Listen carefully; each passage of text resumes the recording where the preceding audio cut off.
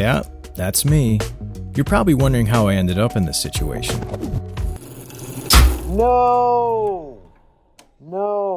Well, let's just say that life is like a piece of Dalbergia melanoxylin. You just never know when you're going to find a low-density, soft, corky pocket inside. But hey, let's not let that keep us from doing what we love. Today, we're going to be building a matched set of 4-foot bullwhips. What separates this custom order from other matched sets is the fact that these whips will have lathe-turned African Blackwood handles. In addition to being the most expensive wood in the world, African Blackwood is highly valued for its density and strength.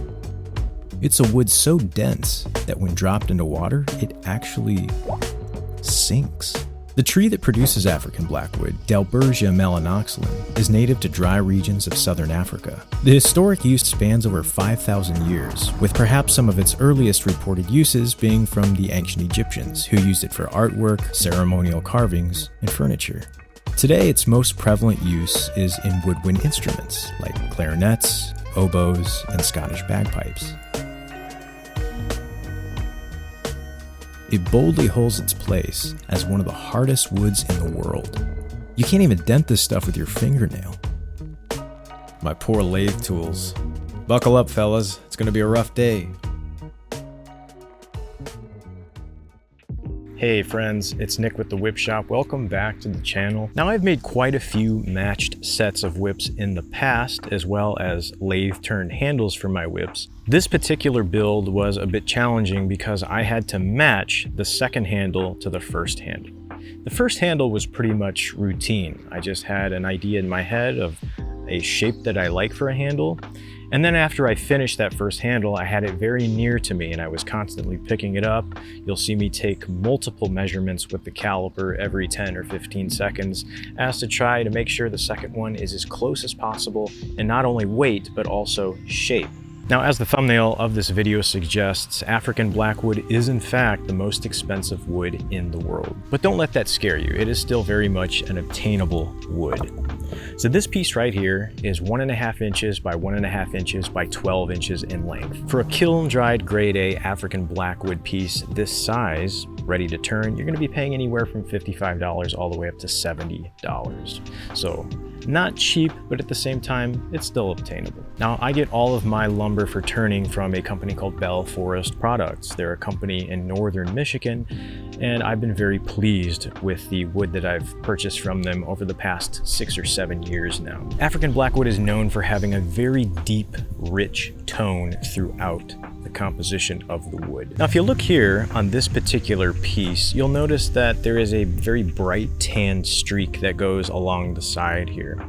That means that this piece was taken from the very edge of the tree. This is known as sapwood. On the very outsides, just underneath the bark on Dalbergia melanoxylin trees, you'll see that there is a much lighter colored wood right here. Now, some people don't like that. They prefer to have the entire thing, that solid, dark, rich color that's so characteristic of African Blackwood, but sometimes it can add a nice little touch to your projects, having the sapwood that's integrated into the piece of wood. Now, if you guys have never turned wood on a lathe, I recommend at least trying it. It's very therapeutic and kind of meditative, if you will. Now, a good lathe, unfortunately, tends to run a little bit high as far as price goes. So if you're looking for a lathe, definitely check out your local used market.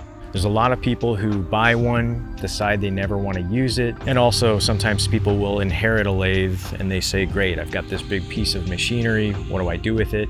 And oftentimes they'll get rid of it for a really good price. So the first thing that you're going to see me do in this video is to get the handles out of the way. If we can get those handles finished and they're both the same size, the holes are drilled, it's all smooth sailing from there. So let's step into the shop, sharpen up those tools, and get started. Thank you for being here. Hope you guys enjoy the video.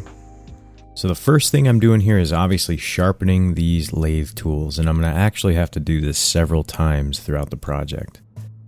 So the way my lathe works is I have this little plus that I'm sawing into one end of the piece, and then just a single hole on the other side. That's what it looks like. At this point, I'll gear up. I always make sure I wear this respirator as well as this visor when I'm using the lathe. Now I'm just plugging the piece right in, tightening down all the bolts and holders, and here's my guide. And In order for this video to not be too crazy long, I'm just going to speed it up.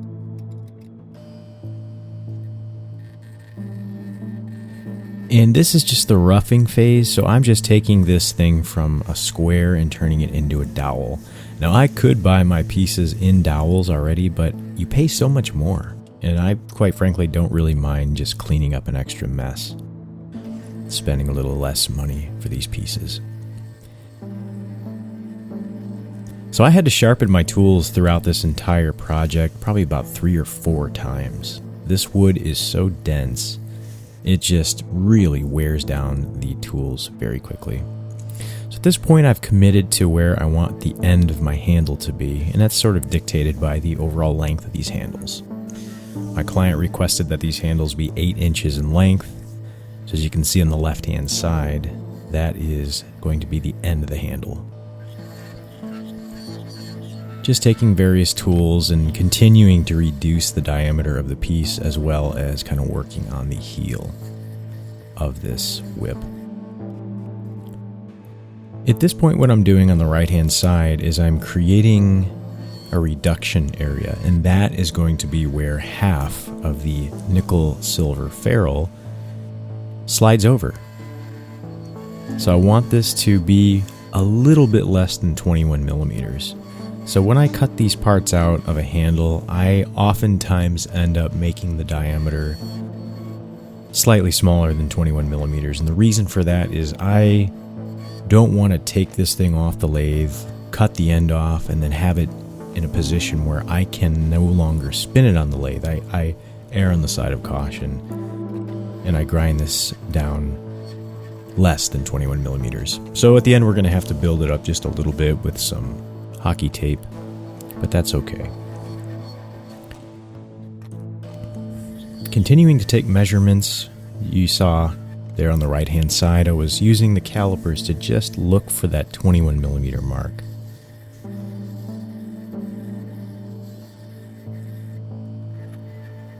Just overall shaping the handle, nothing too exciting at this point. Here I am committing to the other side of the heel of the whip, that bulb that's at the end. So you can see there I've engraved, or I've carved out where that is. And this is just kind of freehanding it, guys. I didn't at this point, I wasn't really going by any guides. This is just a handle shape in my head that I really liked. I've done this shape several times before in the past for various whips. And I suppose you could say that it's kind of become my signature shape of a handle. I'm not the first one to do this general shape of a handle, but I really like it. I like the way it feels in the hand, and I like the way it looks.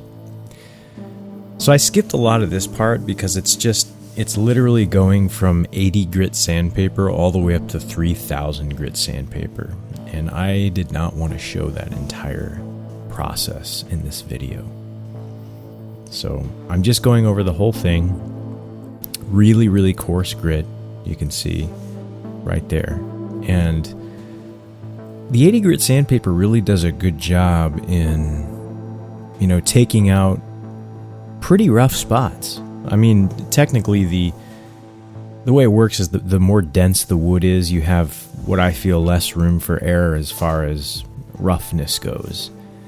But I've been surprised a few times. There were some some tear spots, if you will, where my tools weren't sharp enough. And that 80 grit sandpaper really did a good job of tackling that. So for the past few seconds as I've been chatting away, we have worked all the way up to 3000 grit sandpaper, and what you just saw me holding there was finishing wax. So we're actually going to be covering the whip with finishing wax and buffing it out 2 times. One immediately after we shape the handle like you see now, and then later when the whip is fully assembled right before I package it up and ship it off. I like to give it one more coat of wax just to give it that nice shine. And you can see just how good of a job that finishing wax does. Now this is kind of the scary part sometimes. It's just part of the process though. You have to drill your handles. You got to do it. That being said, You can't get too attached to your handle. Don't fall in love until that hole is drilled, because there have been so many times where I had a handle that I love the way it turned out so much, and then I went to drill the hole 1/4 inch and it cracked. And I find that taking a whole bunch of very short strokes, 1/4 inch, maybe sometimes a 1/2 inch if the wood isn't quite as dense, just going in a little bit at a time, pull it out, clean off the drill bit. That's a good way to keep the heat buildup down, keep it to a minimum so you're not generating a lot of heat inside of the handle, which is what really contributes to a lot of cracking. Another really important thing is you'll see I'll take my screwdriver and I'll kind of tap the bit like that. That also helps. When you clean off your drill bit, it's actually cutting inside the handle as opposed to just sitting inside, spinning, generating heat from friction. As you can see at this point, we have whip number 1, the handle number 1 is ready to go. And it's sitting there and I'm eyeing it, I'm just looking at it. Just kind of, yeah, you can see I was excited there because I didn't have a pocket of whatever that dead center was in the intro of the video. So that soft spot was probably just an injury to the tree. Unless you run one of these things through an x-ray machine or an MRI, it's impossible to know what's inside. And it's no one's fault. Wood is an organic material, so although it's rare, I haven't had this happen very many times. From time to time, you will find a soft spot inside the piece of wood. It was very sad, but I'm over it now. Here's where I'm starting to actually handle the piece, hold it up, take physical measurements by lining up the first handle to the current handle that I'm working on. So right there, the 8-inch mark, I've established the end of the heel, and you'll see me pick up the calipers many times throughout the shaping of this second handle.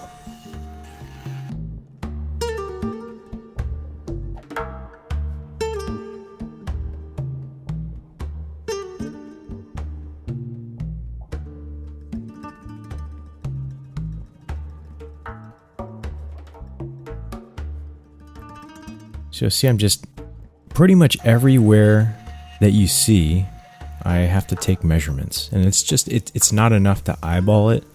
I suppose I might be able to do fairly well by just looking at it and never even handling the first handle. But if I have it right there, you may as well just pick it up and hold it right up next to the current handle that you're working on.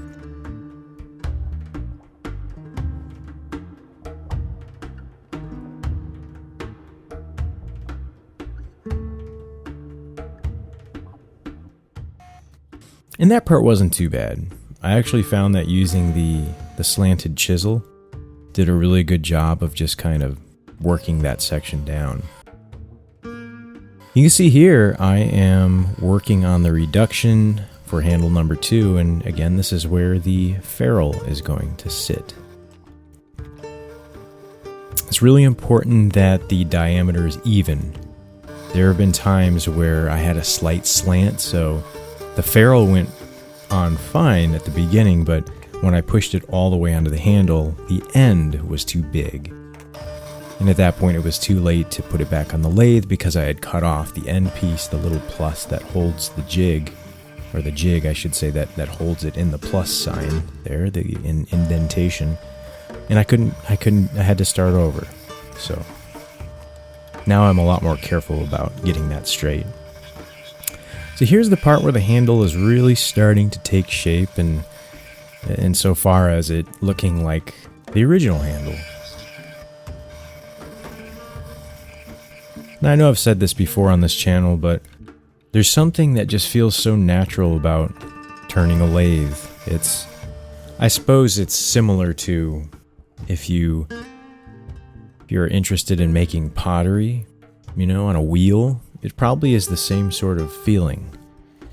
Now sometimes people wonder how I sand down the ends after I cut the end off.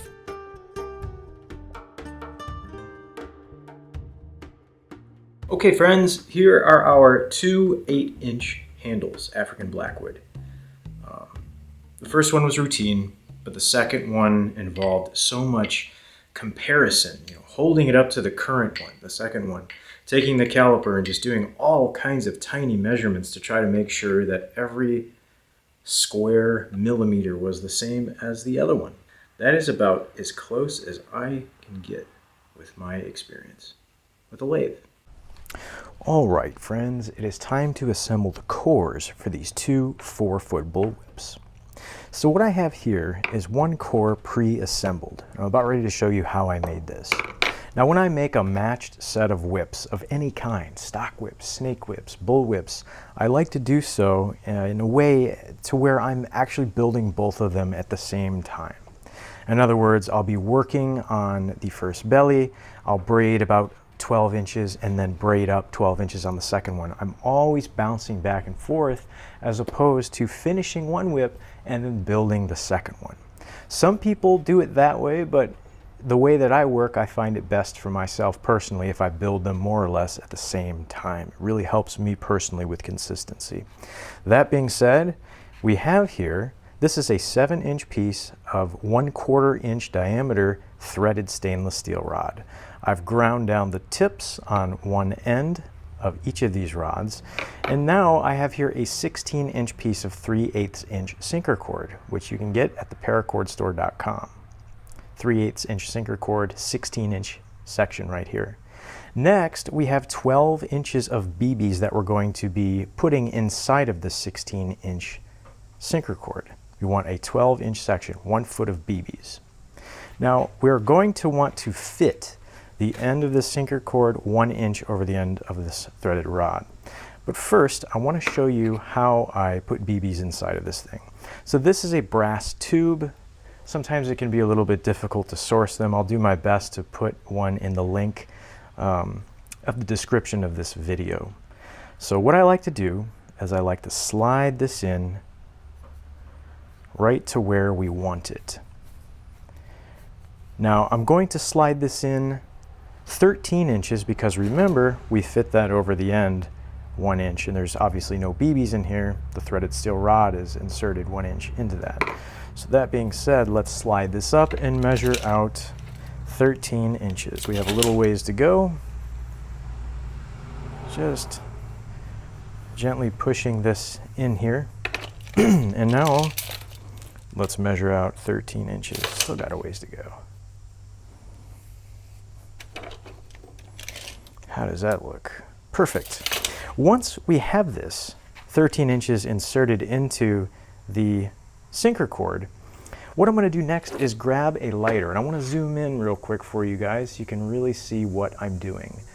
I used to bind the area where the BBs stop or are intended to stop. Now what I do is I take my lighter with that rod inserted and I just spin it around and I just pinch right here. This makes things quicker and reduces bulk from tying with tape or wrapping with artificial sinew. I find that this melted area is enough to decrease that diameter, enough to where those BBs will not slide past this point. Once we have this, I've got some BBs. These are 4.5 millimeter BBs, 0.177 caliber BBs. And I like to just keep them in the bag. Let me zoom out. There we go. I like to just keep them in the bag, and I'll just do like a little sweeping motion like this, and I'm just scooping them up, and they're going into the rod right now. A little tilt up. So not only are they going into the rod, but they're also going inside of the sinker cord. So we want to fill this thing all the way up to the brim. Cicadas are very loud today. You hear those guys? And we're almost filled to the top. Sometimes the BBs will become slightly lodged inside the tube. That's all right. I'm going to take it and just gently pull it out like this. Just like that. And now we need to add more.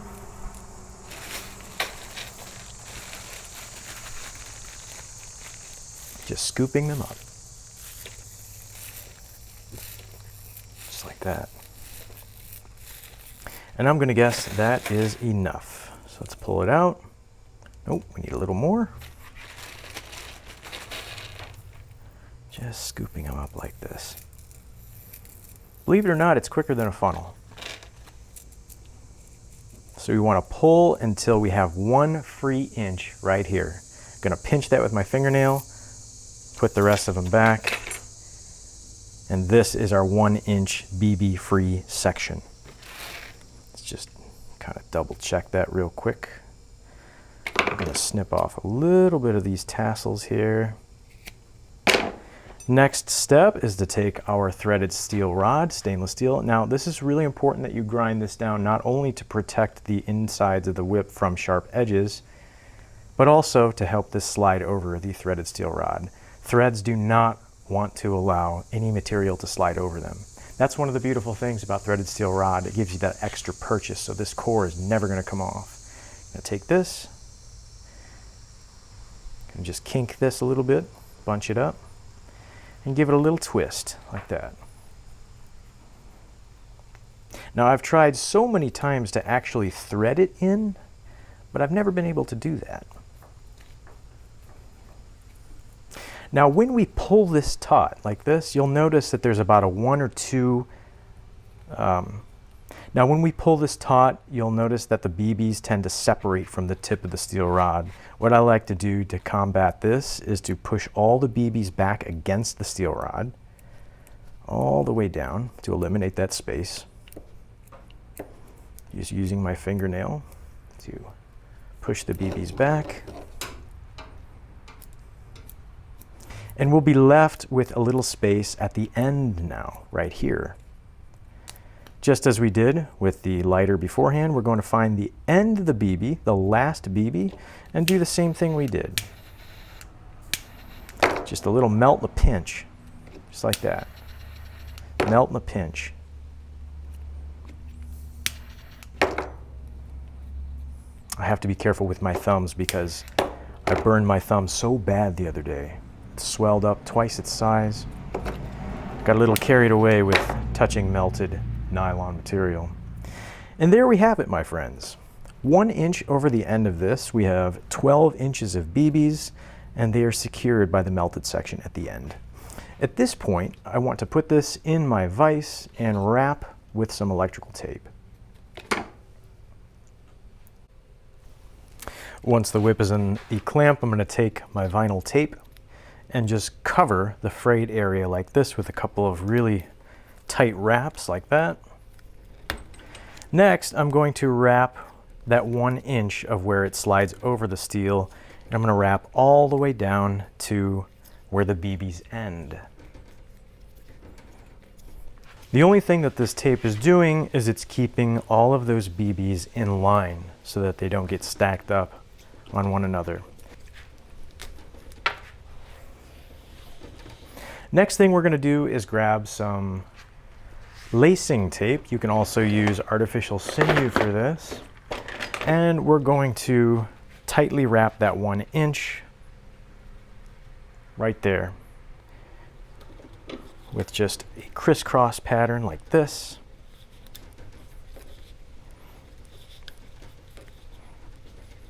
Working our way down. And once we get to the part where the BBs begin and the threaded steel rod ends, I'm just going to wrap quite a few times in this area to just build that up a little bit, only because the diameter of the sinker cord with the BBs in it is slightly smaller. Why did I say that? Slightly smaller than the diameter of the section of the threaded steel rod. So once we've built that up a little bit, we'll notice that things have gotten a little tighter, and that's what we want. So now we can work our way down. We can kind of stray away from that crisscross pattern and just do a spiral all the way down to the end. All the way down to the end.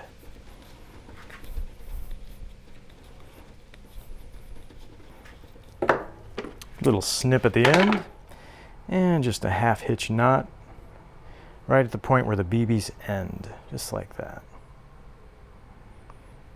And I'm going to do the same thing with our second core. And we now have 2 cores prepped and ready for our first bellies. Next thing I'm going to do here is grab some of our good fish tape, hockey tape that smells like fish. Always has, always will. Don't know why, but it's the way it is. We're going to take this hockey tape and just wrap in a spiral just above that 1 inch of where the sinker cord fits over our threaded steel rod all the way up to the top. This is going to give some texture and purchase for our wraps of parachute cord. Onto the second one, about a 45-degree angle, and spiral all the way to the top. A little snip at the top right there. There we go, my friends. Let us begin our first bellies of these matched whips. All right, we have 4 strands that we've prepped for our first belly of this whip. We have 2 6-foot strands, 1 5-foot strand, and 1 4.5-foot strand. These are all folded directly in half, and I have the middles marked. What I'm going to do now is take 2 of the strands, it doesn't matter which ones, and fold them like this, right over left. Things we've done hundreds of times on this channel. I'm going to take the remaining 2 strands, open up a little eye right here, and feed them through just like this. We're going to close that eye, and we're going to pull each strand until we find the middles. There's the first one, and here comes the second one right there. Now we're just going to do a basic under 2 over 2. Now I want to start this plait, this braid, 1.5 inches up from where the steel stops and the BBs begin. That's 1.5 inches, right about there. And we're just going to plait under 2 over 2. So around the back. Don't pull tightly to begin with, otherwise you'll just pull it right through. Under 2 over 2. Once we have a few passes established, and again, make sure that we are 1.5 inches up from where that steel stops. Perfect. Now we want to really pull tightly on this beginning right here. Pull nice and tight. And this does 2 things. It lowers the height of this so it's not so bulky. And this is the part of the whip that is experiencing a lot of leverage force. So we want it to remain springy throughout the duration of its life. So we're just going to do under 2 over 2 for a while, like this, and continue on. So you notice I've been working my way through on both whips, and this is something that I like to do for matched pairs of whips. I have both of them in the clamp lined up evenly with each other. We're currently working our way down to the end here, and this whole entire way on both whips we've been taking 1 strand. You need to be in frame. We've been taking 1 strand and we've been plaiting under 2 over 2 all the way down. Now on this whip on the left hand side, what I'm going to do is keep on plaiting under 2 over 2, and right where the BBs end, what I'm going to do is drop 2 of my shortest strands, 1 from the left and 1 from the right. So we're coming up right here, plaiting away, under 2 over 2, under 2 over 2. And right after that BB ends, we're going to drop, as I just mentioned, our 2 shortest strands. So we're past the BBs, that last BB. I'm going to take the shortest strand from the left side, pull it to the middle, like that, and then I'm going to have to go around 1 more pass to get it in position. Get it on the bottom. If it's not in position, just keep plaiting it and there we go. Now it's right here on the bottom.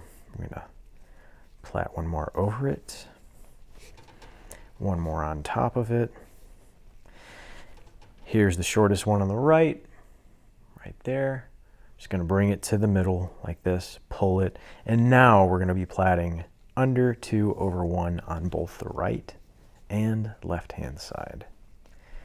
I'm going to keep on going a little ways.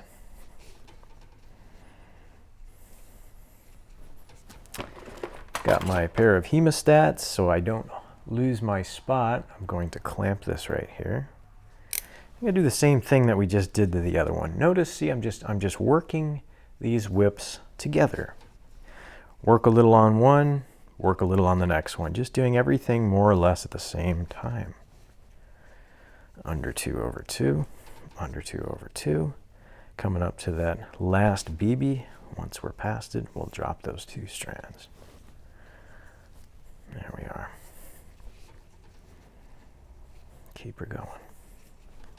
Under 2 over 2. There's the shortest one there on the left. Get maybe one on top of it. So, one more. So here it is, right here. A little pull, lift that one below, drop it to the middle, and also on the right. We'll just go ahead, this is on the bottom already, we'll just drop that to the bottom. And now, just like the first whip, we're plaiting. Oops, what did I do? There we go. Under 2 over 1 on the left and right hand side. Just like that. And once we establish several more passes on top of that, you can grab those 2 drop strands, give them a little tug to set them in place. I'm just going to continue on for a little ways, about 3 or 4 more inches of under 2 over 1 on both of these whips. Now, because these whips are so short relative to other whips, what we've done here is I've measured from the top of the threaded steel rod, the very end, and measuring down to our current position, we have reached the 21-inch mark. What I'm going to do here is take some electrical tape and wrap this, and this is just going to be a placeholder. In other words, it's just going to constrict these strands so that they don't fray or unbraid themselves. We're going to do the same exact thing with the other whip. Again, at the 21-inch mark, we're just going to wrap with this electrical tape here. And the next thing we're going to do after that is taper these strands out so that they're evenly spaced. Now, starting with our whip on the left, we're going to find the longest strand. The longest strand should extend to the same distance, and they both do. So what we're going to do at this point is we're going to trim all these strands. Let me just get this out of the way so it doesn't confuse us. Notice I said us. You and me. We're going to trim the first one as close as we can to that taped off area, right there. And then we're going to find the second shortest, and we're just going to kind of interpolate, if that's the word, just equal distance between these strands. We want them to just be staggered out all the way to the end. So there's this one, here's another one here. Sometimes it's easier to do this on a flat surface. There's another one here. There. See that? Just evenly spaced. We have to start from the beginning again and go down. There's one there. There's one here. Doesn't have to be perfect, but this is just going to encourage the whip to taper. There we go. Just take the tip off there. There we go. And we're going to do the same thing to this one here.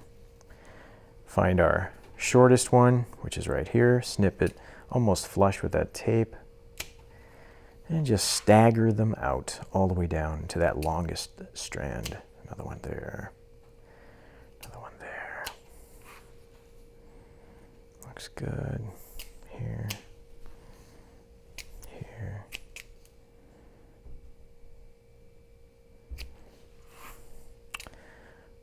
And this needs to be a little shorter. Shorter. Staggering them out. Right there. And there we should be left with evenly spaced strands that taper out to our longest ones like that. Next step is going to be to wrap with some hockey tape on both of the transitions of these whips and then bind with our lacing tape right here. Whip number 1 is in our clamp, and we have here our hockey tape. Right at the top where that first belly is tied on, we want to begin our spiral like this. And I'm not making this super tight. I'm just wrapping so that this edge overlaps that just a couple of millimeters. And what I want to do is wrap down a total of about 8 inches. I have 8 inches marked right there. All the way down, 8 inches. We're going to snip that. At this point, we're going to take our lacing tape and start wrapping at that very beginning of the tape. We're just going to do this crisscross pattern like this. This is going to add springiness and rigidity to the transition area of the whip. And this is what gives a bullwhip that iconic spring action that assists in making the whip easier to crack. I'm just doing this crisscross pattern. We're going to go all the way down past that 8-inch mark, about an inch past it, and then we're going to go all the way back up.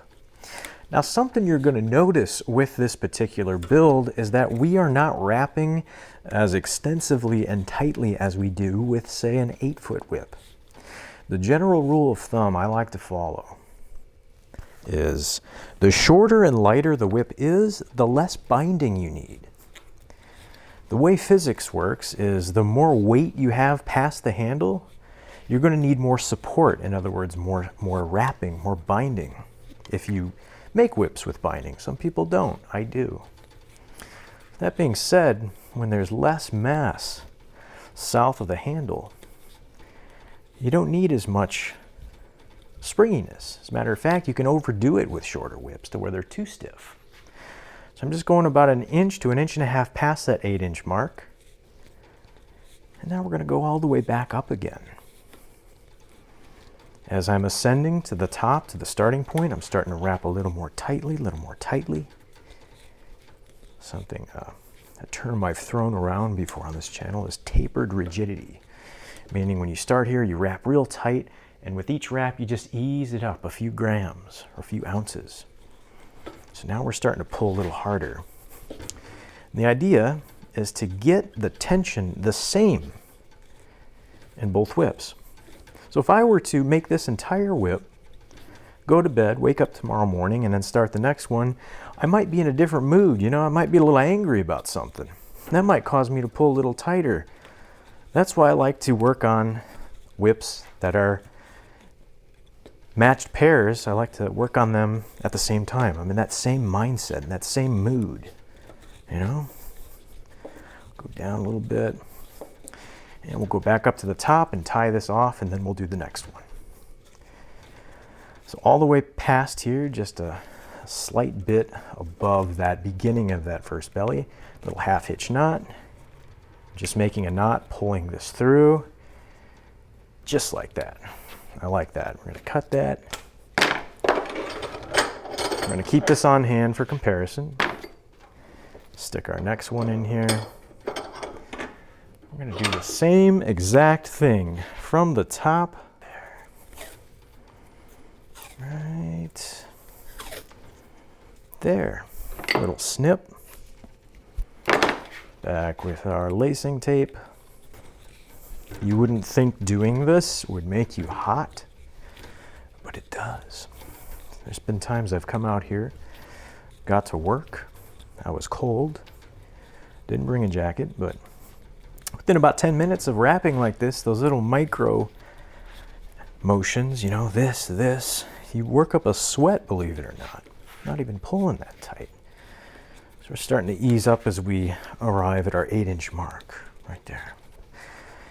Back up to the top again, a little harder, a little harder, a little harder, more tension, all the way up, starting to pull pretty tight now. We want this part to be the tightest part of the entire whip, all the way up. all the way back up again, filling in those spaces where we haven't already wrapped. While I was talking away, I didn't mention that when I did get to the top on the first one, I came back down. So whatever you do to one whip, you want to do to the other as best you can. Because these things are meant to be identical. They're matched pair. That's a matched set. We don't want to be able to tell the difference between one whip from another. Or we want it to be hard to tell. That's the goal. You want it to be like you pick one up. Wait, which one is this? I don't know. Unless you take a really close look. And do our half-hitch knots. Little snip. There we go. These two whips are ready for a nice hefty roll on the floor. Okay, I've got two whips here. First one, I'm gonna put all my body weight into this. And just roll the whole thing out. First one, and here's the second one.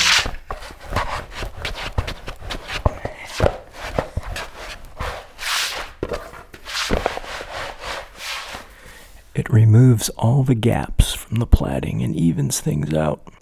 Okay, we have all of the strands cut for our second belly of both whips. I have one set of strands here for the first whip, and over off camera on the left side is another set of strands of equal length as these. We have two 10-foot strands, one 9-foot strand, one 6.5-foot strand, and one 4.5-foot strand. All of these strands are folded exactly in half, and I have the middles marked like this in the middle by just taking a lighter, just melting it slightly and pinching it so I can keep track of those middles. It's important. I'm going to grab 3 strands. It doesn't matter which strands I grab. We're going to go around the back just like we did for our first belly. We're going to park these strands just above the beginning point of our first belly, right here. Right goes over the left like that. Middles are positioned directly behind the threaded steel rod. Our remaining 2 strands, we're going to find the ends like this. We're going to open this up, create the little eye. This goes through the eye, and we're going to snug this back up like this. Our middles might wander, just push them back behind the steel. Once they're there, we're going to pull those remaining 2 strands until the middle is indicated by the melted section. First one. Second one. And now we can begin our 10 plat, under 3/2, from the right around the back, under 3/2, under 3/2. Pull loosely to begin with, and then we'll start to tighten things down. Under 3/2. Under 3/2. Under 3/2. Just going to cinch this up just a little bit. So we're about an inch above the starting point right there. Now we can begin to pull tightly. Under 3/2. Under 3/2. Under 3/2. And this is the part of the whip, again, where we pull tightly. And then we'll ease off the pressure as we descend towards the end of the whip. And I'm just going to keep going for about 6 inches, and then I'll start the second whip. Under 3/2. Just keep that up. Under 3/2.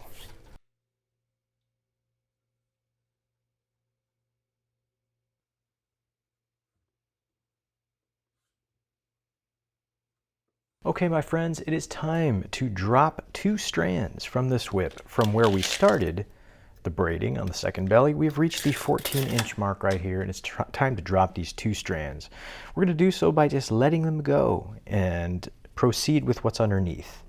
These 8 strands, pretend these aren't even here. Under 2/2.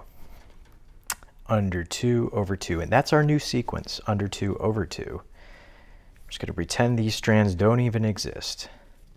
Under 2/2. Working our way down. Keep going. Now once we get to this tape, we're going to loosen it and use it as a constrictor to keep the tapered belly strands underneath in line. I'm just going to use this. We're going to slide it down. It's going to slide this down, and it's just going to hold all those strands in place while we braid over the tails of that first belly. Again, we drop these 2 strands at the 14-inch mark. And we're really starting to braid more loosely here as we work our way down the whip. Under 2, over 2, just like that.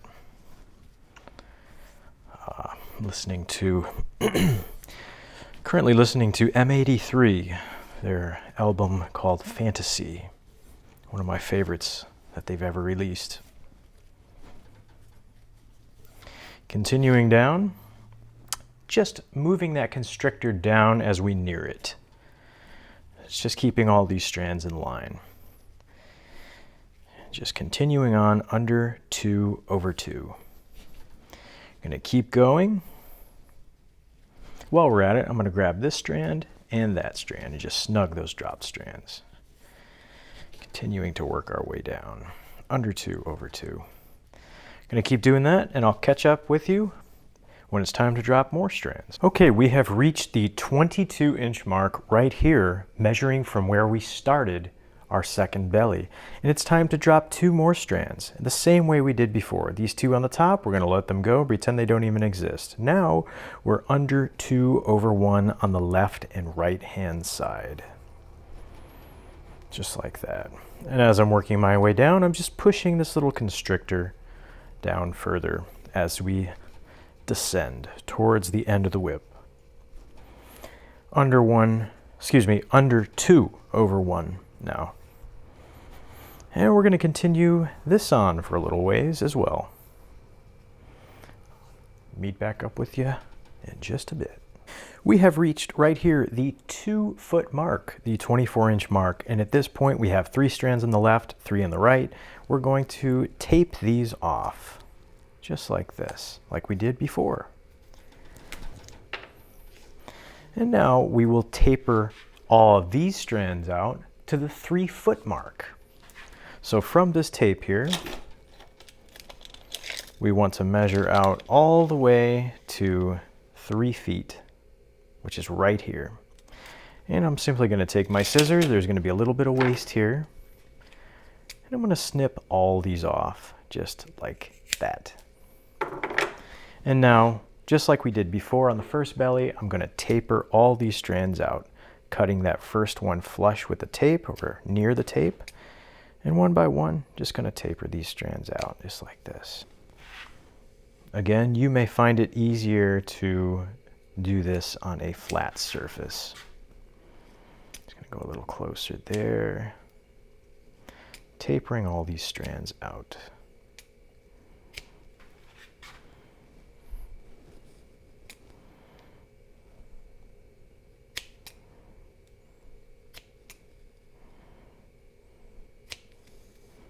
Just like that.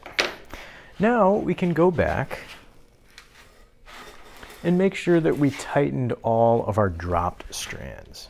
There, there, there, and there. Now we're going to keep these for references for our second whip. We have to plait our second belly on whip number 2 right now. Let's just kind of go over a little recap of what we just did. I want to make sure that this is easy to understand for everybody who may have never made a whip before. So here we are. We started here and we plaited down under 3 over 2. We continued to do that until we reached this point right here. We dropped 2 strands and we continued plaiting till we got here, dropped 2 more strands, and then at the 2-foot mark right here, we wrapped with tape and tapered all these strands out an additional foot. So from the beginning here, where we started that second belly, all the way down to that last longest strand, that is 3 feet. Now we can plait the second belly on whip number 2. This is whip number 2 in the clamp. I have been plaiting along, and it's almost time to drop the first 2 strands. But it's at this point what I want to do is I want to zoom out for you And I'm going to simply take whip number 1 and line it up exactly with the first one. So in other words, I'm lining this whip up directly with the current one I'm working on. And the idea is that that first pilot whip will show us what we need to do. It's an instruction manual. In other words, where do we need to drop strands? Well, we just reference whip number 1. We're actually going to tape these together. So I've reached the point, as we just mentioned, that I need to drop the first 2 strands from whip number 2. And I can reference it by whip number 1 that's taped right next to it. As I said, it's our instruction manual. Notice that the 2 first strands drop here, so we can drop our first 2 strands on our second whip that we're currently working on. And we're just going to do this all the way down. Whatever that first whip does, we're going to do exactly what it does with whip number 2. Here's our strands. Got to let them go. Now we're under 2 over 2, just like that. Working our way down, like this. And we'll continue all the way down. I'm going to finish up this second whip. Whatever the first one does, I'm going to do, so that we have 2 same whips. Okay, friends, we just finished our second whip. We tapered all those strands out to the end, just like we did with the first one. It's at this point where we can go back and snip all of our dropped strands. We're just going to pull them taut, each one of them, cut it at the base, give it a little melt, and push it into the belly. Then we're going to begin the binding process on both of these whips. So it's time to begin our wrapping and binding of our whips. I have here my hockey tape. And instead of starting at the second belly, we're going to always start the wraps at the first belly. And we can kind of see that little swell right there. That's where we want to start the tape. It's like this. Same thing we did before, about a 45-degree angle, all the way down. This time we want to wrap down 12 inches. And I'm wrapping pretty loosely here. All the way down to 12 inches. Let's see. And there's 12 right there. It is off camera, but we've reached the 12-inch mark. Next thing I'm going to do is grab my lacing tape, and we're going to start the wraps. Also, where that first belly underneath the second belly begins, just like that. Now you'll notice here, I'm not wrapping tightly. And again, the reason for that is these are much shorter whips than normal. They're only going to be, with the handle, a total of 4 feet. So we don't need a lot of stiffness here. It's just about the pressure that you use to tie your shoes. Going down. And I want to go all the way down to that 12-inch mark and surpass it by about 2 inches. And then I'm going to come back up to the top, just like we did before.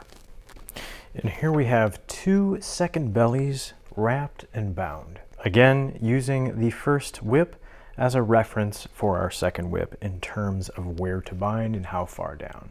At this point, we're going to throw both of these whips on the floor and give them a hefty roll. All right, so both whips have been rolled, and it is time to tie on the overlay of whip number 1. I have 8 strands right here. They're all folded directly in half. The lengths are 2 16-foot pieces, 1 13.5-foot piece, 1 11-foot piece, 1 8-foot piece, 1 5-foot piece, 1 6-foot piece, and 1 3-foot piece. Kind of got the orders a little mixed up there. They're on the screen for you. Anyhow, I'm going to grab 4 of my folded strands. It doesn't matter which ones I grab. You can see the middles are once again indicated by those melt points. So I'm going to take it and wrap these again right over left.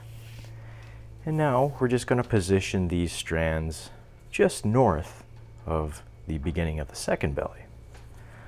So that looks good right there.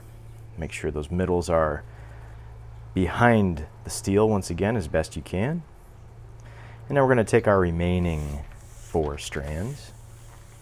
Find the ends of all of them. We don't have to worry about where the middles are because they are indicated by those melt points. We're going to open up that eye, slide them through, like that, and close the eye up. Of course, as always, the middles might be a little messed up when we do that. Just make sure they're more or less behind the steel. And one by one, I'm going to grab each strand from the left side here and pull them through. And hopefully our little melted middle indicators will warn us that we are in the middle, or tell us that we're in the middle. There's one. Combination of see and feel. Waiting for that second one there. There's another middle. 2 more to go. And coming up, another one. And here's our last one right here. It's a little bit hidden underneath, but I'm going to feel it with my fingers when that melted point passes past my fingers. Double check it. There it is. At this point, my friends, we can begin our 16 plat overlay. We're a little bright right now. There we are. From the right hand side, around the back, under 4/4. 16 plat, under 4/4. Now from the left around the back, under 4/4. I'm just going to continue this for several passes and then really start to tighten things down. Under 4/4. Under 4/4. Push that back there, under 4/4. From the left, under 4/4. Things might be just a tad messy when you're beginning this because 16 strands, kind of a lot of strands to be going over a 1/4 inch steel rod, but that's okay. All that's going to be cut off in the end, so we don't have to worry. So I'm just going to position this about 1 inch above the second belly. Right there looks good. Now we can really start to tighten these strands down like this. You can do this one by one or just rely on the natural motion of the plaiting to tighten them up. I like to just do this right off the bat to make sure that everything is nice and locked in. Continuing on, under 4/4 on the left and right hand side. I'm going to keep doing this until it's time to drop a strand. We're going to be making notes of where each strand drops. And then when we work on the overlay of whip number 2, we can reference, see what happened just now? I pulled a little too tight too soon.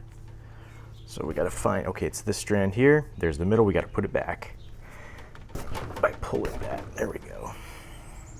Perfect. We're going to be referencing the drop points of this whip to know where to drop strands on our second whip, because it's very important when you want 2 whips to perform the exact same way.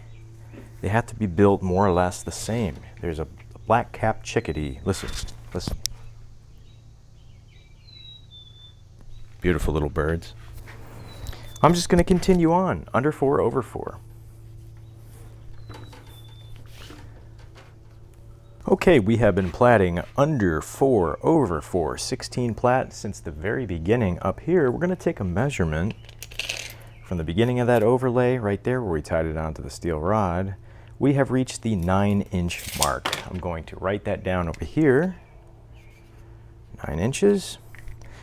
And we're going to drop the shortest strand from the right-hand side. So here it is. It's 3 up from the bottom. We're going to give everything a little tug, give it a tug, lift the 2 below, and swing it to the middle gently. We don't want to pull it tight yet, just coaxing it to the middle. And now we can continue on the right-hand side under 4/3, like this. We're still on the right side, we're still on the left side under 4/4. Like that. We're getting ready to drop one from the left-hand side. Again, on the right, we're under 4/3. And now, here's our strand on the left, the shortest one here. Notice we have 2 underneath it. We're going to give it a pull, the one that we're dropping, lift those 2 underneath, swing it to the middle. Just like that. Now on both the left and right hand side, we're under 3 over. I keep saying that. Excuse me. Now on both the left and the right hand side, we are under 4 over 3. 14 plat. Under 4 over 3. We're going to continue plaiting a little ways and then snug those 2 drop strands up, give them a snip and a melt. Now you might not be able to drop exactly where I just dropped at the 9-inch mark. It could be 10, it could be 8 inches. Doesn't necessarily matter if you're dropping right exactly when I do. What matters is the strands are not getting too bunched up. This indicates that we need to drop a strand when there's some bulkiness going on. So if you didn't drop them exactly when I did, that's okay. Maybe it was a little later, maybe it was a little earlier. The biggest key though here is to take notes of where you dropped the strands on whip number 1 so that you can reference that for whip number 2. Get them as similar as possible. After we establish a few more passes on top of that, I'm going to grab each strand individually. You're going to see that tighten. Watch. That one. And now this one's going to tighten. Give it a little tug, just like that. It's at this point that we can give these strands a snip and a melt. A little snip, little melt, right here. There's one. Press it into the core. Number 2, press that into the core, or belly, I should say, underneath. Now we're going to continue on, my friends, under 4 over 3. We're just going to continue on until it's time to drop 2 more strands. All right, my friends, let's take a quick measurement from where we started. We have reached the 18-inch mark, and these 2 shortest strands are kind of telling us, hey, we have to drop. They're getting really short. So let's establish a couple more strands on top of it. As it stands now, they're at the very bottom. Let's go ahead and plait a few more passes here, still under 4 over 3. Under 4 over 3. We're going to get 1 more on top of each so that they are both the 3rd up from the bottom strands. And it's at this point we can take those 2 strands we're dropping. Here's the first one. You're going to give it a little tug, lift the 2 below, and swing it to the middle. Just like that.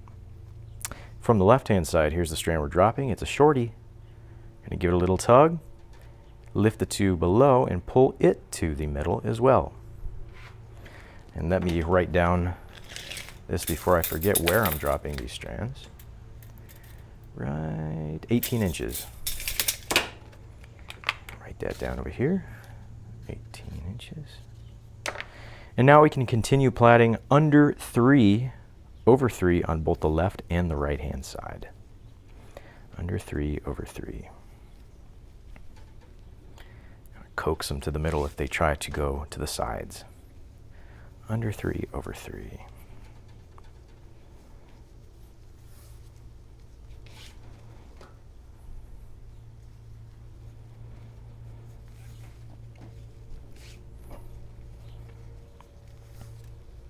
Because these whips are so short, we are dropping strands quite quickly. We don't have a lot of room in between drop strands, so that being said, I may go ahead and just leave the camera running. But here's the strands. We've established a few on top. Going to give them a little pull. We can see it tightening. Here's the other one. See that tightening. A good habit is to, as soon as you pull, tighten those strands that you just dropped. I like to pull tension on the strands directly below those 2 strands that we just dropped. And now we can give these strands, don't want to pull it too tight yet. We can give these strands a snip and a melt. First one, give it a snip and a melt, press it into the belly underneath, and here's the second one. Give it a snip and a melt. Push it into the belly. And continuing on, under 3 over 3 on both the left and the right hand side. At this point we have reached the 21-inch mark, and it's time to drop another couple of strands. Here's the first one. Third from the bottom on the right, you're going to give it a tug, lift the two below, swing it to the middle. And from the left, here's the third from the bottom. Give it a tug, lift the two, swing it to the middle. It does not have to be the third from the bottom, but I find that works best for me personally because those two strands underneath hold it in place. Now on both the left and right hand side, we are under 3 over 2. This is a 10 plat, under 3 over 2. Make sure these stay in the middle. Under 3 over 2.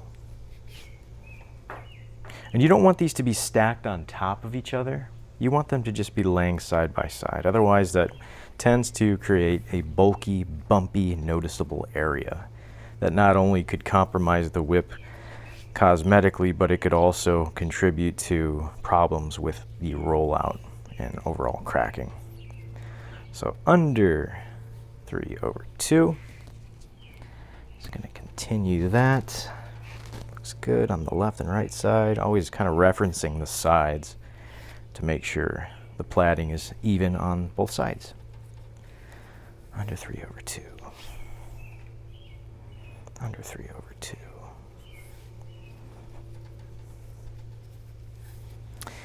Now, these two strands that we just dropped, we're going to give them a little tug. See it tightening. You can see the other one tightening. Now I can give them a snip and a melt. First one, push it in the belly underneath, and here's the second one, allowing about an inch stagger so that they're not both being cut at the same time. And continuing on, under 3 over 2. And I'll meet back up with you when it's time to drop yet again even more strands. Okay, we have reached about the 27-inch mark. And what we're going to do now is not drop two strands at the same time. We're going to drop this one from the left, that's 3 up from the bottom, and give it a tug, 2 below, swing it to the middle like this. Now temporarily on the left, we're going to be under 2 over 2. Like this. And on the right, we're still under 3 over 2. Under 2 over 2 on the left. Under 3 over 2 on the right. And now, here's our strand that we just positioned into place. We're going to be dropping that next.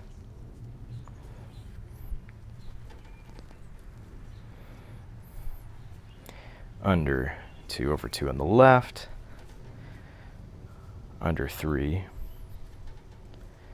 over 2 on the right. And now here's our strand. It's in position. It is it's 2 up from the bottom, but I'm just going to grab it anyway and plait it now. Now on both the left and right hand side, we are under 2 over 2 and an 8 plat. Now right now, I'm going to pick one of the strands from the middle that we didn't just drop and snip it out. So I don't want all these ending at once. See this one right here? I'm going to snip it flush with our working area. Careful not to snip the strands that we're working. And I'm going to continue on under 2 over 2 on both left and right hand side. And then we're about ready to snug up those two strands that we dropped.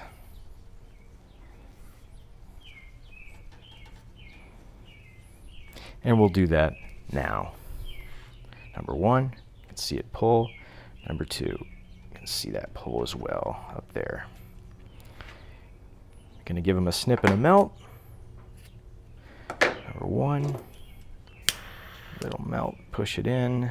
And number 2, we're just going to get rid of the tassel. And a little melt. And continuing on, under 2 over 2 on the left and right hand side.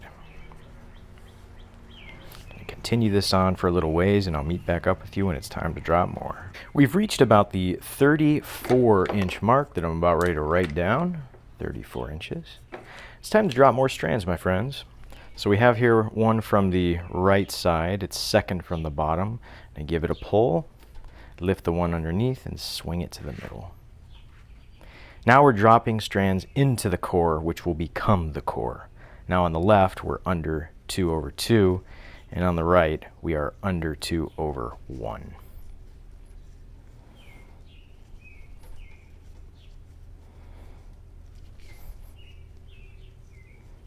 Now what we're going to do at this point is snip out one of these black strands. I'm going to do that right now.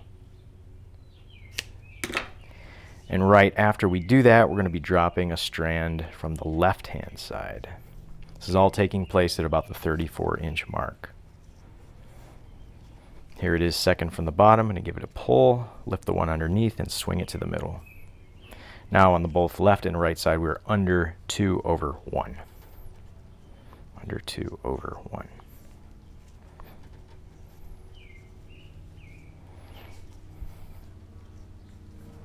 It's like that.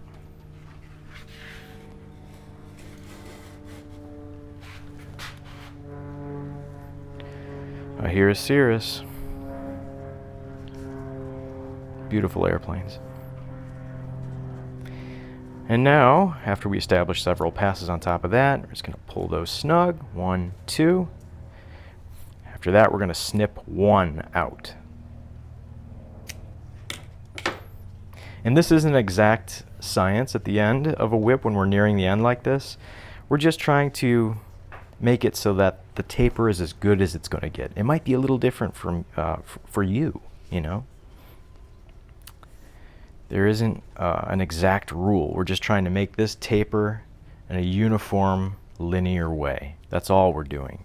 Doesn't matter what you have to snip out. Just do it so the taper is as good as it's going to possibly get. So now we're under 2/1 on both the left and right hand side. I need to make a note there. Snip. Okay. Continuing on. I think we're just going to keep the camera rolling because very shortly we're going to be dropping more strands. About now, actually. Take a measurement from the top of where we started, where we tied on that overlay. We are at about the 37-inch mark. So let's drop yet again more strands from the right-hand side. Here's the one we're dropping, and I give it a tug, lift the one underneath it, swing it to the middle, and when we do that, we're going to snip out that remaining strand. Now on the right, we're under 1/1, and on the left, we're temporarily under 2/1.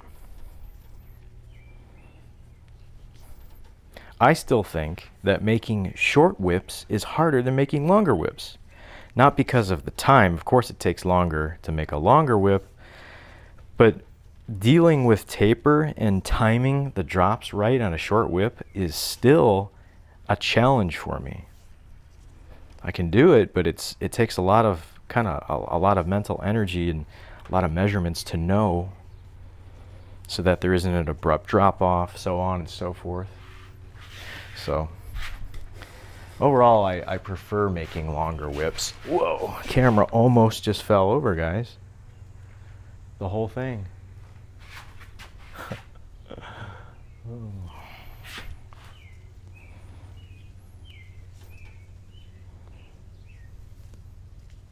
Okay, under 1/1 on the right, under 2/1 on the left. Gonna give that one a little tug there. At about the 39-inch mark, we're gonna drop another strand, this one from the left. Gonna set it up to where it's one from the bottom. Here it is right here. Give it a pull, lift the one underneath it, swing it to the middle, and snip out that core strand right there. Careful not to snip the one you just dropped. Now we are under 1/1 on the left and right hand side. And now at the 41-inch mark, we're going to snip the core strand out all together and plait all the way to the end. 4 strands over nothing. Under 1/1 on the left and right hand side over no core.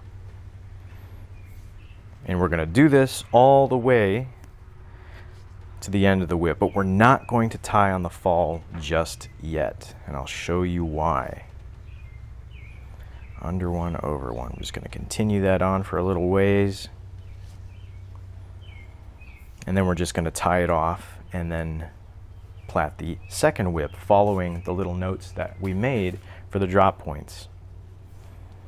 But we don't want to tie the fall on yet until we take the handles and position them to where we know the whip is going to come out to the full length of what we want.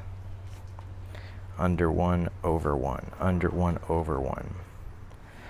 So at this point, I'm going to tie this off like this, a couple half hitches, and then we're going to complete the second whip following everything we did. The instructions here, we're going to drop strands where we drop strands on this whip.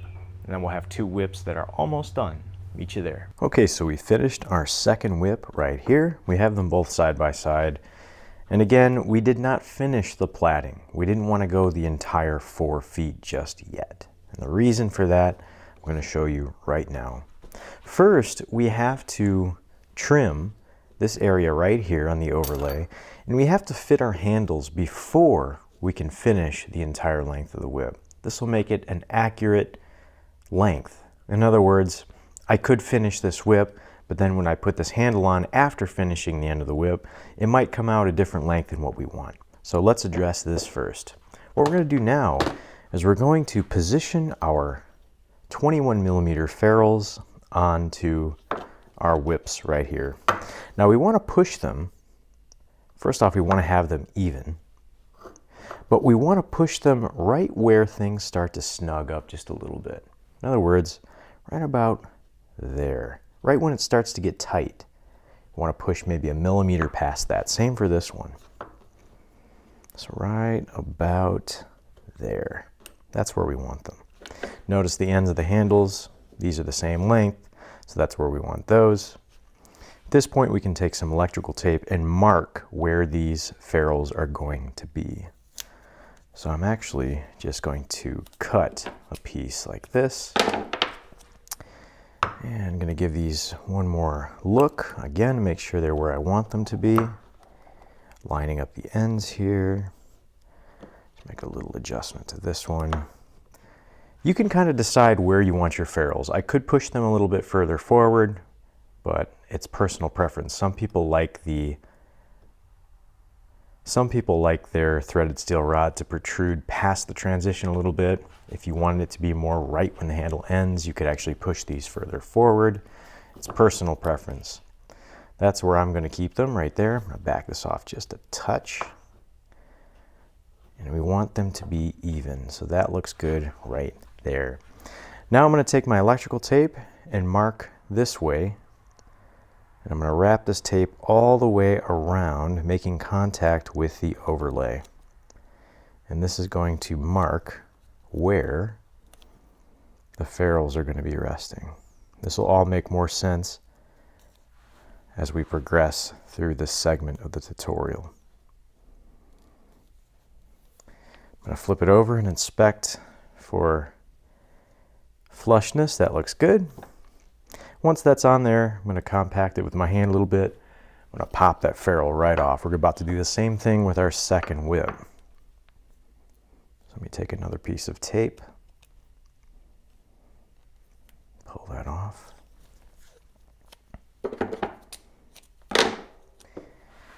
And I'm going to wrap this one as well. Again, this is going to be taken off momentarily, but this is just to mark the position of the ferrule. Flip it over. Examine for flushness. That looks good. A little compact, and pull it off. The next thing we need to do is grab our handles. And it's at this point where we need to commit as to which handle goes to which whip. So I'm going to use this handle for this whip, this handle for this whip. I'm actually going to take a silver marker and mark right here. We'll call this number 1. So on the interior of here, I'm just going to put a number 1. And then this will be number 2. And then inside here, we're going to do number 2. It's at this point that we need to grab our calipers. And we need to take this measurement right here. We need to see what this measurement is. And it looks like it is about 8 millimeters. Let's see, 5, 6, 7, 8. It's about 8 millimeters from that lip to the end of the handle right there. So that means we need to mark, this is where the ferrule is going to be. So what we want to do is mark 8 millimeters from the end of the ferrule, like this. So I'm going to mark that with my thumb, 8 millimeters. Take my silver marker and mark right there, 8 millimeters. So number 2 goes over there. Next we can do the same thing with this. It might be slightly different. Hopefully it's around 8 millimeters. And it is. Actually, it's exactly 8 millimeters. So same thing with this. We want to mark 8 millimeters back from the tape,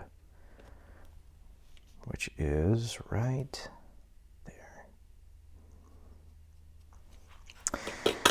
The next thing we want to do is grab our lacing tape. Make sure that I'm in focus for this. This is an important step. So I'm going to take whip number 1 and also handle number 1. This is what we're going to be working here for a moment. I'm actually going to move the other whip and handle out of the way. And it's at this point where we want to grab our lacing tape. Now exactly on this mark, I'm going to tightly wrap a few times with our lacing tape. It's very important that this is not at an angle. It needs to be as straight as you can get, 360 degrees around. So we're going to give it a little pull. I want this to be pretty tight. Right there. Tightly wrapping that. So I'm going to give that a trim like that. Press this in with my fingernail. And the next thing I'm going to do is take my electrical tape and I'm going to wrap yet again over this right here, all the way around, perfectly flush with that wrap of lacing tape. And I'm going to do this pretty tightly so that the tape is stretching and sticking. We want this to be a very tight bind here. Now once we have that tape in place, we want to very delicately trim all the way around this overlay, straight down to the bone, all the way down to the handle. I'm going to do this by just gently rolling the whip. Try your best not to get the blade into the tape and lacing tape. I'm going to go all the way around. This part is scary. I've been making whips with wooden handles and metal ferrules for about 7 or 8 years now, and still to this day this part makes me nervous every time. Just going to spin it like this. I can feel that steel. I can tell that I'm hitting the steel handle, and that's good. Once I've made a couple of revolutions, what I'm going to do next is take the blade and just split it right down the middle like this and peel that overlay away. Might have a little bit more work to do right here. I like to just do it like a zipper almost. Take it from the back and go forward with it. Kind of like cutting the skin off of a fish when you're filleting it. All the way there. Good.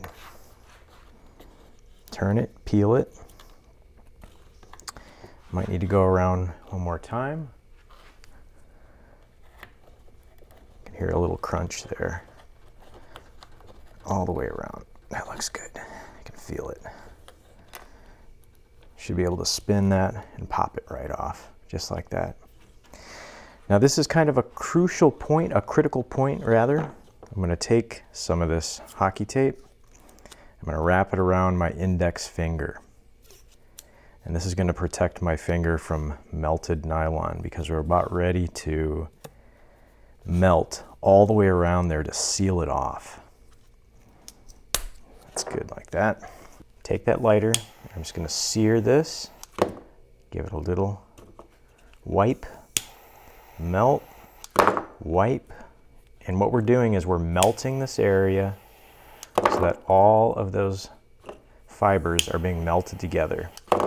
And the end goal is to be able to take the tape and the lacing tape off without the whip coming unraveled, without the overlay coming unraveled. Just a melt and a wipe. That is definitely melting through all the way to my finger right now. It hurts. Okay, let's examine the top. You'll notice that everything is sealed. That's what we want. Okay, that looks good. Just gonna find an end here. You want to get this electrical tape off of the whip. You'll notice we can just unravel this. Do it gently at first. We're not quite done. I'm leaving a little piece on there. We might need to touch it up a little bit where it's about ready to break loose. See? It's starting to kind of let go there. So what we want to do is just brush it with that flame and tuck it all back in there. Just like that. A little melt and a wipe. Looks like it might be about ready to unravel there. So we're just sealing it and melting all that nylon together. At this point, we can take off the remainder of our tape like that. And then we can just kind of fit this like that, just test it for feel. That's just where we wanted it, right there. It's at this point where we need to remove this tape from the handle. I'm actually going to grab my hemostats and see if I can't just tear.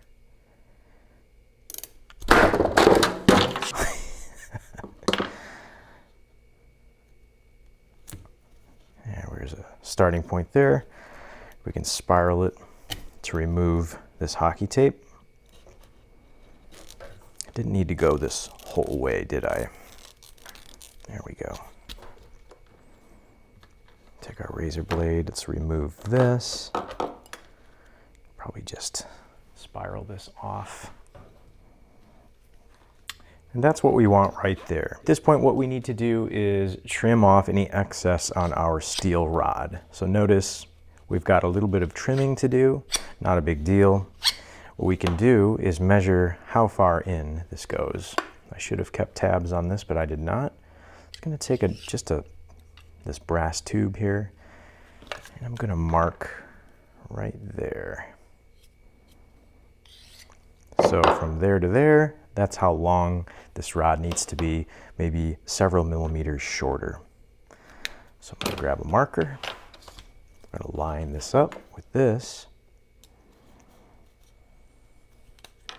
I'm gonna mark slightly shorter, so right about there is where we're going to cut this stainless steel rod.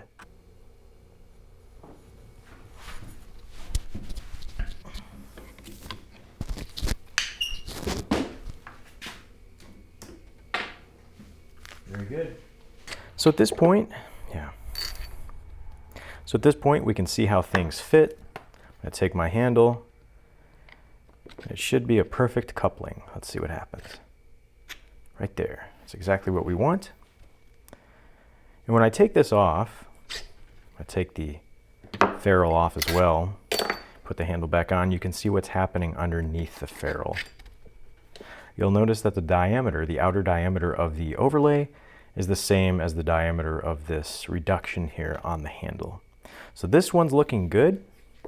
We can go ahead and set this aside and do the same exact thing to whip number 2. Now at this point, since we have both handles and ferrules mounted into place, they haven't been fastened and secured yet with epoxy, but they are fit into place. It's at this point we can measure from the heel of both whips all the way down to the end and braid it out to its full length of 4 feet and attach the cracker.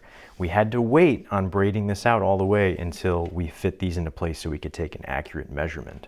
And something that I want to show you guys that's really been helpful for me, this is a little tip that I've been meaning to tell you guys for the past, for quite some time, is that I'll take a tape measure like this,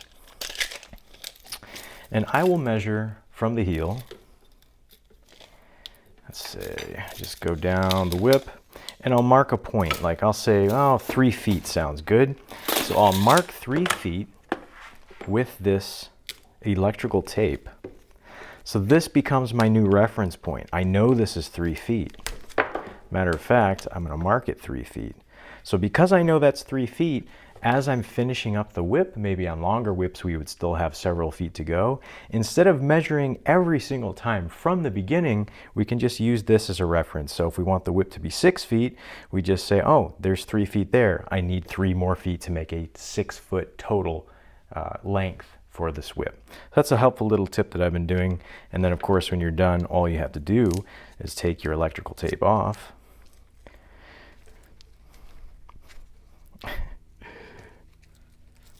Throw it on the ground and stomp on it and throw it in the trash where it belongs, right? Am I right? Some of you will understand that. Okay, whip number 1 is in the clamp, and I have 2 of these tapered twisted falls. If you guys want to learn how to make one of these falls and attach it to your whip, click on this video right here. You'll find it on this YouTube channel, and go to this timestamp right here, and I show you guys how to make one of these. I'm going to take one of these falls. I'm going to open up the eye.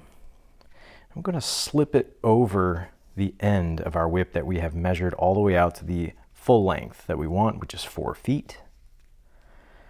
I'm just going to take all these strands and push them through this eye. And we're tying this fall on the same way we tie any fall on a whip in a standard 4-point fall hitch. The only difference is this is just a different type of fall. It's tapered. So I find on shorter whips, tapered falls are really nice because they just, as I was saying before my battery died a couple seconds ago, is that these tapered falls tend to really transfer the momentum down to a tip better on shorter whips. I think it's more important for shorter whips. So here's the end of our whip. Snug this fall up like that, it's behind, and we're just going to tie it on with a standard 4-point fall hitch around the back. First strand like that. Tying a knot in the one that I already tie is to keep track of it. There's our second one. There.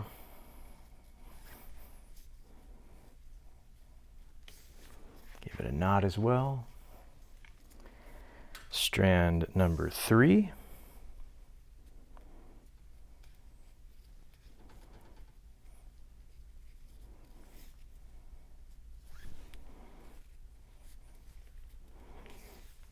And here comes strand number 4, which should be right here.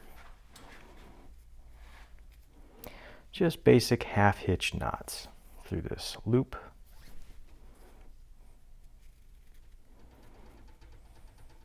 There's a twist in it. You can't have that. Let's try that again.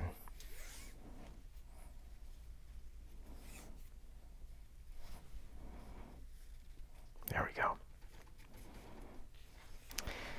And from the top down to the bottom, we're going to snug all these down. We're going to tighten them. Let's see which one's the first one. There it is, number 1, number 2, number 3, number 4, and now, before we snug this fall into place, we've done this many times, we snip at an angle. A little melt and a twist. I gotta find my needle, which is right here. Type 1 lacing needle. Feed that paracord in like that. Up through the eye of the fall. Now we can set the fall into place. Gonna grasp it tightly like this. Hold the whip and pull down. There's its final resting place. All those look nice and neat. Take a scissors, leave about a 1/2 inch, like that. Leave about 1/8 inch on that one. And then we just have to melt all the cut off strands. If we don't melt them, they will fray quickly and unravel.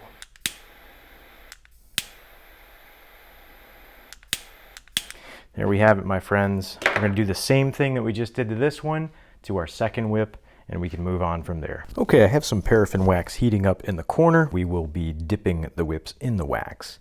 But right now, what I want to do is I want to permanently fasten these ferrules onto our handles. We've already sized everything up. We've fitted into place just for fit to make sure that it does fit properly, and it does. So at this point, we'll notice that there's a little bit of play in there.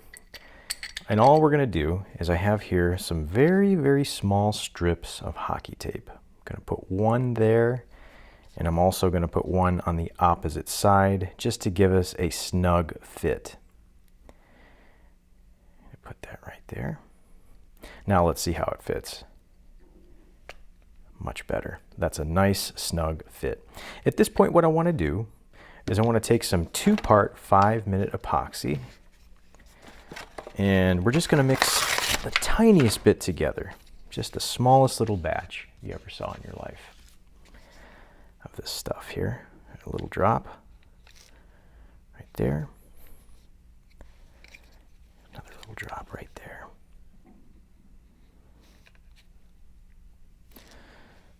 All right.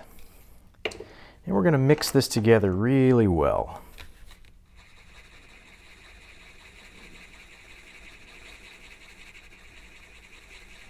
This is the brand Loctite. It's 2-part 5-minute epoxy, and I use this stuff to permanently secure the ferrules onto the handles, and I also use it to join the whip onto the handle, or I should say into the handle.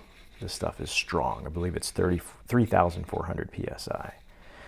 So now that we have just the slightest little bit of this stuff, what we're going to do is just all around, just smear a little bit of this epoxy all the way around. Make sure you get it on the tape as well. Just like that. Get it on the wood. Doesn't take much because the fit is already so tight. The tighter the fit, the less glue you need in any project. Because if it's tight, there's no room for extra epoxy to go anyway, so you don't need that much. Once we have the whole 360 degrees covered, what I like to do is just take a little bit of paper or something and just smear it thin. I want it to be just a thin coating. I feel pretty satisfied with that. Next, I'm going to take my ferrule with a twist. I'm going to join it onto the handle. Make sure there's no sawdust in there because that will cause a gap. Looks good. Then, just to be on the safe side, this stuff will set. Oh man, look at that. It's not going to fit. I got to get a bigger one. As I was saying, just to be on the safe side, I like to take this. I'm just going to put my handle in here while the epoxy sets. It only takes about 5 minutes. So get it centered up there. The camera centered up too. And squeeze. There we go. So I'm examining to make sure that there isn't any epoxy squirting out. It's always kind of frustrating when you come back after it's set and there's a big old bubble you got to break up with a pliers or something. So that looks great. We can set that aside. We're going to do the same exact thing with handle number 2. I just like to take it, give it a twist as I push it on like that. Examining for any bubbles. That looks good as well. Take our clamp. Love these things so much. And nice and tight. One last examination for bubbles. There is nothing squeezing out of there. That's great. I'm just going to let these set for, I'm going to give it actually about 15 or 20 minutes. I know it's 5-minute epoxy, but I like to be on the safe side. So I'm going to let these cure. Then we'll move over to the waxer and wax our 2 whips separately from the handles. Then when that's all said and done, we're going to give the whip an extra roll, each of them, a post-wax roll. And then we're going to join these onto the handles and these whips are going to be done. Okay, we just took the two handles out of the clamp and our ferrules are securely and permanently placed onto each handle. At this point, these handles are ready to accept our whips. So let's go over to the wax and let's dip those whips in the wax and then we'll take them out. Now I wax my whips separately from the wooden handles. I just don't feel like subjecting that much heat to the whip while it's in the handle. I know this is high temperature epoxy, but I just never like taking that risk. That being said, we're gonna wax these two whips just like this. And if we take a closer look, if we zoom in a little bit, you'll notice I've done something. I've wrapped the bare steel threads with this electrical tape heavily and several times. And my thoughts is that this will keep the wax off of those steel rods when we dip these in there. When we take it out, we're going to unravel these and take that tape off before we insert it into the handle with the epoxy.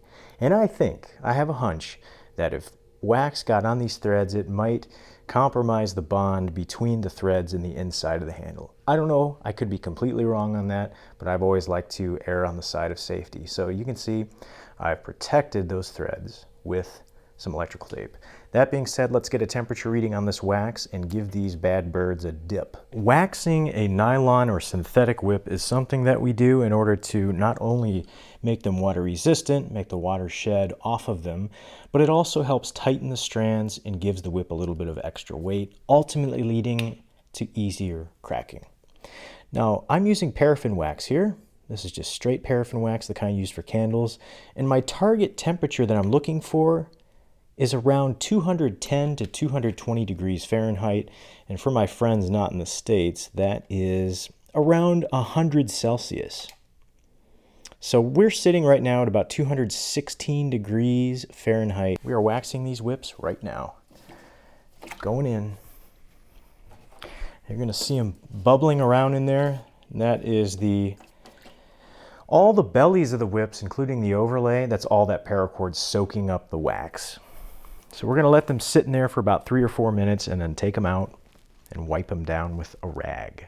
Now I used to wax at about 180 degrees Fahrenheit, and that temperature, as far as I'm concerned, in my personal opinion, that was too cool because as soon as I would pull the whip out, especially in wintertime, that wax would solidify on the surface of the whip and I would have to end up reheating it and either flaking it off or wiping it off. So waxing at a higher temperature, around 220 degrees Fahrenheit, the wax is still very viscous by the time, even after you pull it out of the wax. So that's the temperature, that's the reason for the temperature increase. So now what we're gonna do here is I'm gonna pull both of them out at the same time. And I have here a scrap washcloth. I'm just gonna run down the entire length of the whip to remove all of that excess wax and to get it off of there before the whips cool. All the way down like that. At this point, I'm going to take the whips, just make sure that all that excess wax is removed. And I'm just going to coil them up about like this and just lay them out to cool. Now, something that a few friends of mine, fellow whip makers, one of them particularly, Chris Wright of X1 Whips, he recommended hot rolling. So when the whip is still warm, you roll it. And doing so while it's warm allows all those strands to be packed down and they really hold their position better. I tried this and I really liked it, so that's what we're gonna do with these. Before we go any further, I'm going to also take off the electrical tape that protected our threads from the melted wax. I'm gonna pull this off like this, all the way down. And I can see, I'm very happy to see this, that the threads are wax free. And I'm just gonna really put my body weight into it, all the way down to the end of the whip.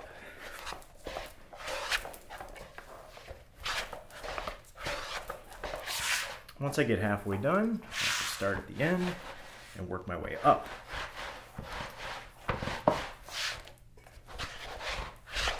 Let it continue cooling. Here's number 2. Down to the end. I'm going to take this cloth and just get some of the floor dust off of it. Let that continue cooling and do the same with this one. And I'm going to let those completely cool, and then we'll be attaching them to the handles. These whips are almost cool, and we're about ready to attach them to our handles here. I figured while we wait, we can attach 2 crackers to the ends of these whips. Now, I've shown how to make crackers so many times on this channel, so I'm really trying to make these videos shorter, guys. I promise I am. This one is probably going to be way longer than I anticipated. But anyway, that being said, I have videos on how to make crackers. So the way I like to attach crackers these days, I'm going to poke a hole about 1/4 of an inch up the fall with this little fid. Basically, all a fid is a screwdriver that's been ground down to a point. This one does have a nice flare on it. Little hole there. I'm going to take one of my crackers. These crackers are, of course, the same length.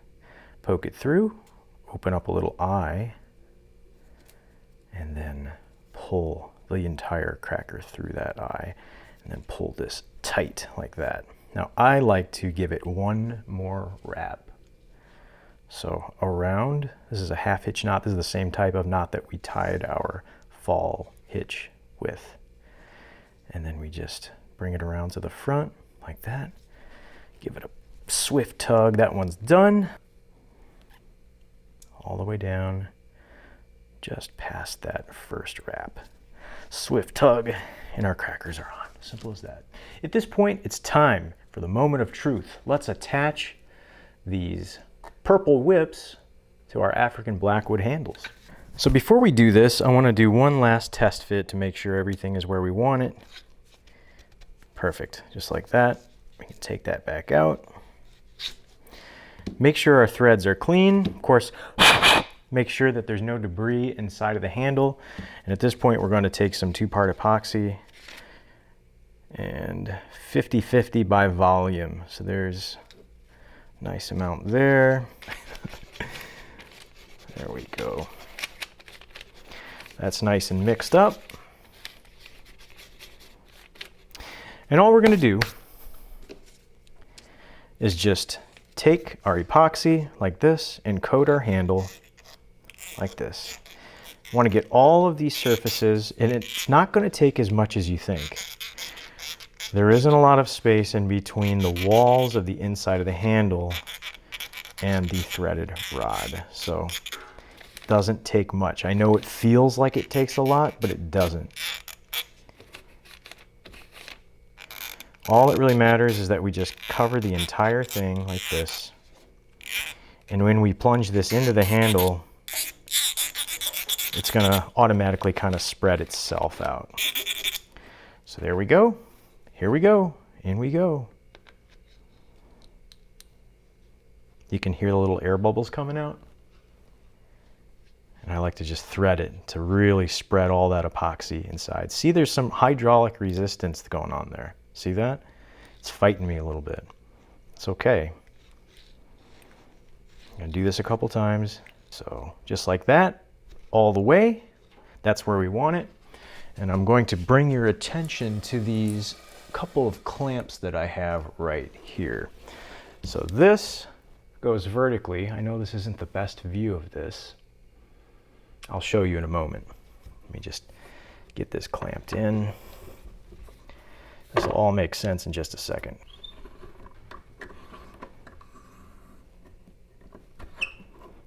So there's the whip. As you can see, I have a clamp oriented vertically here that's holding the thong of the whip, and then the handle is pressing against the surface. So this is pressure going this way, and this is going to hold the whip while this cures. Now, it's important that during the drying process, we really examine the top of the ferrule. I suppose also right here, really examine frequently for any air bubbles or leakage.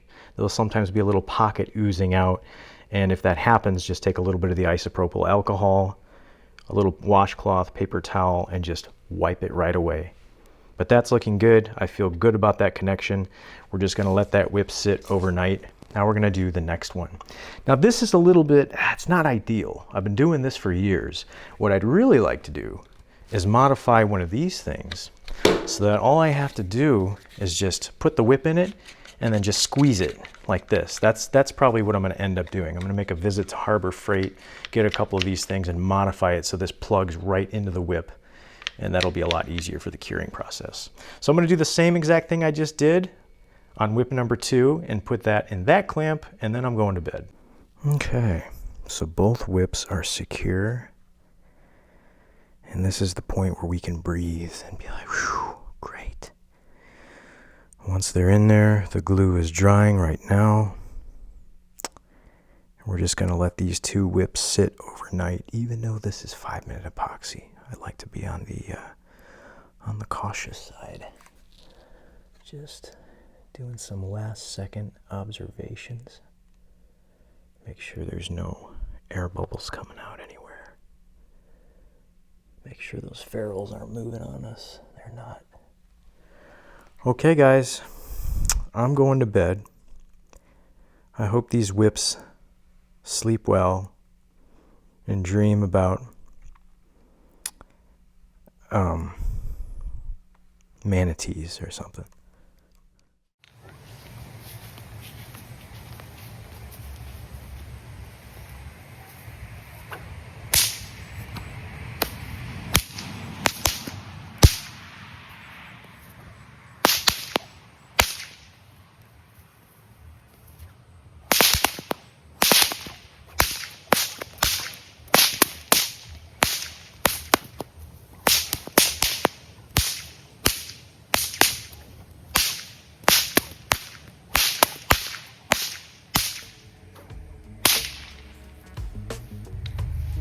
Well guys, thank you so much for stopping by and watching this video. Hope you're inspired to give this build a try. If you've never turned a piece of wood on a lathe, maybe this will be the first step. Thank you guys so much for watching, and I'll see you in the next one.